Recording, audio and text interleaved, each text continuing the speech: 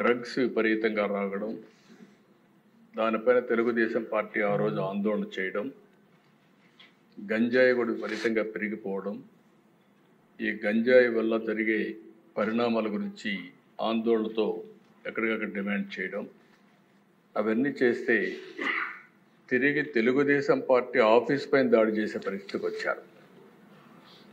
నా చరిత్రలో ఎప్పుడు నేను చూడలేదు. ఆయన దాడేంద్ర హోమ్ మినిస్ట్రీకి ఫోన్ చేసి కంప్లైంట్ చేసి గవర్నర్కి కూడా కంప్లైంట్ చేసే పరిస్థితికి వచ్చాం. అక్కడి నుంచి నేను ఆఫీస్కి వెళ్ళాను. ఇంత దుర్మార్గంగా నా జీవితంలో ఊహించలేదు. ఒక పార్టీ కార్యాలయం అనేది ప్రజలకు సేవ చేసే ఒక పవిత్ర దేవాలయం. అలాంటి ఆఫీసుల పైన ఓసారి చిన్న చిన్న ఆఫీసుల పైన కూడా దాడి చేయరు. ఎందుకంటే ఇది ఒక సెంటిమెంట్.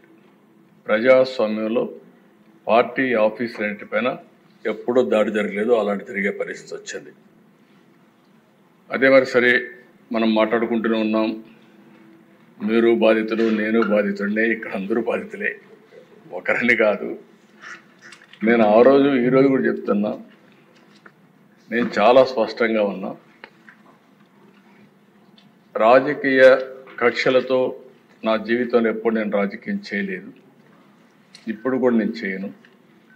అదే సమయంలో లా అండ్ ఆర్డర్ సమస్యలు క్రియేట్ చేసే వాళ్ళపైన మాత్రం ఈ ప్రభుత్వం సింహ స్వప్నంగా ఉంటుందని మరొకసారి హెచ్చరిస్తున్నాను. ఎవరైనా చరిత్ర ఒకసారి చూసుకుంటే దిశ, తెలుగుదేశం పార్టీ వచ్చిందంటే లా అండ్ ఆర్డర్ సెట్ కావాలి. ఈరోజు ఎన్డీఏ ప్రభుత్వం ఉన్నాం. ఎన్డీఏ ప్రభుత్వం కూడా చాలా స్పష్టంగా ఉంది. ఎట్టి పరిస్థితుల్లో లా అండ్ ఆర్డర్ ఉపేక్షించాం, ఎవ్వరు బ్రేక్ చేసినా. అందుకే ఈరోజు మీరు చూసినప్పుడు ప్రత్యేకంగా నేను ఎన్నికలప్పుడు కూడా చెప్పాను, నేను సమస్యల్ని జరిగే లా అండ్ ఆర్డర్ కంట్రోల్ చేయగలుగుతాను, కానీ కొంతమంది గంజాయికి అలవాటు పడి, డ్రగ్స్కి అలవాటు పడి అలాంటి వ్యక్తులు రాత్రి మారిపోతారంటే చాలా సమస్య ఉంటుంది, అడిక్షన్ అయిపోయి ఉంటారని చెప్పి చెప్పాను. అది ఇంకా కంటిన్యూ అయ్యే పరిస్థితి ఉంది. ఏదేమైనా దిశ, గంజాయి పైన, డ్రగ్స్ పైన ఉక్కు పాదం మోపాం. ఈగలనే ప్రత్యేక వ్యవస్థ తీసుకొచ్చాం. నేను ఈ రాష్ట్రంలో ఉండే ప్రజలందరికీ విజ్ఞప్తి చేస్తున్నా, మీ పిల్లల్ని, మీ కుటుంబ సభ్యుల్ని మీరు కూడా కంట్రోల్ చేయాల్సిన అవసరం ఉంది. ఎక్కడికక్కడ మెంటరింగ్ చేయాల్సిన అవసరం ఉంది. ఎక్కడ కూడా ప్రతి ఒక్కరికి విజ్ఞప్తి చేస్తున్నా, మన స్వార్థం కోసం మనం గంజాయి పండించి ప్రజల జీవితాలతో చెలగాడడం కరెక్ట్ కాదు. అందుకే లేటెస్ట్ టెక్నాలజీస్ అన్నీ ఉపయోగిస్తున్నాం. నేను కంట్రోల్ అయిందని కానీ మంత్రి గారు ఇప్పుడు కూడా చెప్పారు, మేము కంట్రోల్ చేశామని. ఇంకా పూర్తిగా కంట్రోల్ చేశామని నేను చెప్పడం లేదు. ప్రజలు మెచ్చుకున్నప్పుడే మీరు కంట్రోల్ చేసినట్టు అవుతుంది, అంతవరకు మీ పని ఉంటుంది. ఎట్టి పరిస్థితుల్లో ఈ రాష్ట్రంలో 1 ఎకరా కూడా గంజాయి పండించడానికి వీలు లేదు. అది జరిగే వరకు నిరంతరం ఈ ప్రభుత్వం పోరాడుతుందని చెప్పుకుంటే ఒక్క మాటలో చెప్పాలంటే, గంజాయి పైన, డ్రగ్స్ పైన యుద్ధం చేస్తున్నాం. ఈ యుద్ధాన్ని ఆపే పరిస్థితి ఉండదు. లేటెస్ట్ టెక్నాలజీస్ ఉపయోగిస్తాం, సెటిలైట్ ఉపయోగిస్తాం, డ్రోన్స్ ఉపయోగిస్తాం, ఇంకా ఎక్కడెక్కడ ఏజెన్సీస్ని పెట్టాలంటే అన్నీ కూడా పెడతాం. అవన్నీ పెట్టి పూర్తిగా బార్డర్లో కూడా మన రాష్ట్రానికి రాకుండా కూడా చెక్ చేసి యంత్రాంగాన్ని కూడా క్రియేట్ చేసుకుంటామని చెప్పి కూడా నేను మీకు తెలియజేస్తున్నా. ఎవరైతే గంజాయి పండించే అమాయకులు ఉన్నారో వారందరికీ ప్రత్యామ్నాయ ఉపాధి కల్పిస్తాం. వారిని కూడా రిక్వెస్ట్ చేస్తున్నాం, మీరు ఎక్కడ కూడా గంజాయి పండించద్దని కూడా వారందరికీ చెప్తున్నాను. రెండోది దిశ, ఈ విషయంలో నేను 5 సంవత్సరాలు గడిచిన ప్రభుత్వంలో చూశాను. ఒక్కసారి అసెంబ్లీలో చర్చించిన దాఖలాలు లేవు, ఒక్కసారి సమీక్ష చేసిన దాఖలాలు లేవు. ఏ ప్రభుత్వమైనా చిత్తశుద్ధితో ఉన్నప్పుడు రివ్యూ చేయడం కానీ, యాక్షన్ తీసుకోవడం కానీ జరిగితే కొంతవరకైనా కంట్రోల్ అవుతుంది. అవన్నీ చేయని పరిస్థితి వచ్చింది. అందుకని అధ్యక్ష దీంట్లో రాజీ లేదు. రెండో విషయం కూడా నేను ఒకటే కోరుతున్నా, ఈరోజు సోషల్ మీడియాను మనం చూస్తున్నాం, విచ్చలవిడితనం వచ్చింది, క్యారెక్టర్ అసాసినేషన్ జరిగే పరిస్థితి వస్తుంది, ఆడబిడ్డలు తలెత్తుకొని తిరగలేని పరిస్థితి వస్తూ ఉంది. ఇది మంచి సాంప్రదాయం కాదు. నాకు చాలా సంతోషం, అసెంబ్లీలో బూతులు లేవు. ఇప్పుడు అసెంబ్లీ అంతా కూడా సబ్జెక్ట్స్ పైన చర్చించే పరిస్థితికి వచ్చాం.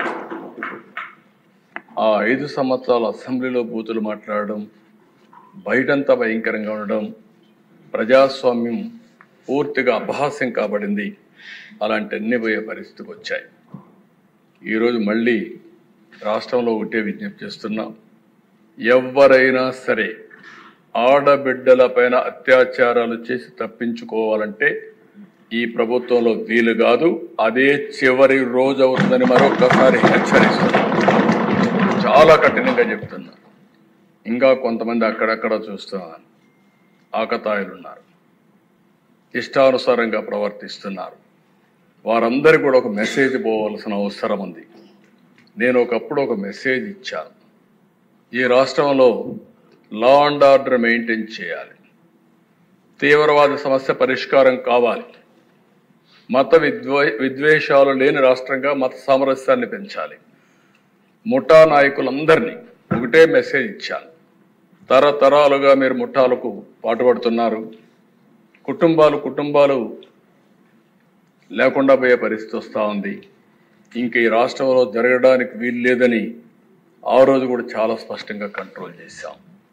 రౌడీలకు ఒక మెసేజ్ ఇచ్చాం, ఈ రాష్ట్రంలో రౌడీ అనేవాడు ఉండడానికి వీలు లేదు, ఈ రాష్ట్రం మీకు సహకరించదు, అలాంటి వాడు ఉంటే ఈ రాష్ట్రాల నుంచి పారిపోవడం బెటర్ అని చెప్పి కూడా హెచ్చరించా. ఇప్పుడు కూడా చెప్తున్నా, ఎవరైనా సరే రౌడీజం చేసి మళ్ళా తప్పించుకుంటామంటే అలాంటి వాళ్ళని ఎట్టి పరిస్థితుల్లో వదిలిపెట్టమని అసెంబ్లీ సాక్షిగా హెచ్చరిస్తున్నానని కూడా అయితే అధ్యక్ష, ఇవన్నీ జరగాలంటే ఈరోజు మనం చూస్తే కొన్ని చట్టాలు కూడా పగడ్బందీగా ఉండాల్సిన అవసరం ఉంది. అందుకే ల్యాండ్ గ్రాబింగ్ బిల్ నిషేధం కింద 2024 కొత్త చట్టం తీసుకొస్తున్నాం. మాకు ఏ కంప్లైంట్ వచ్చినా ఇప్పటికి కూడా ఇక్కడ అన్ని సమస్యల పరిష్కారం చేయగలుగుతున్నాం. కానీ వీళ్ళు చేసినటువంటి ఈ భూ వివాదాలు, ల్యాండ్ రిలేటెడ్ కాన్ఫ్లిక్ట్స్ అయితే భయంకరంగా తయారైనాయి. 22A ఉపయోగించారు, రికార్డ్స్ తారుమారు చేశారు, ప్రభుత్వ భూములు కొట్టేశారు, ఫారెస్ట్ భూములు కొట్టారు. ఇవి మామూలుగా ఫారెస్ట్ భూముల దగ్గరికి ఎవరు పోరు, అలాంటివి కూడా జరిగే పరిస్థితి వచ్చింది. అందుకే ఈ ప్రత్యేక చట్టం కూడా గుజరాత్లో చాలా బాగా పనిచేసింది. ఎవరైనా సరే ల్యాండ్ గ్రాబింగ్ చేస్తే, భూ కబ్జాలకు పాటుపడితే ప్రభుత్వం కేసు పెట్టిన తర్వాత దాన్ని ప్రూవ్ చేసుకునే బాధ్యత కూడా వాళ్ళపైనే ఉంటుంది. దాంట్లో మళ్ళీ ఏమాత్రం కూడా ఉపేక్ష లేదు. అలాంటి పగడ్బందీ చట్టాన్ని కూడా తీసుకొస్తున్నాం. ఈ చట్టం ద్వారా ఎక్కడైనా ఎవరైనా సరే భూ కబ్జా చేయాలంటే భయపడే పరిస్థితి రావాల్సిన ఉంది. అలాంటి చట్టాన్ని కూడా తీసుకొస్తామని చెప్పి కూడా నేను మీకు తెలియజేస్తున్నాను.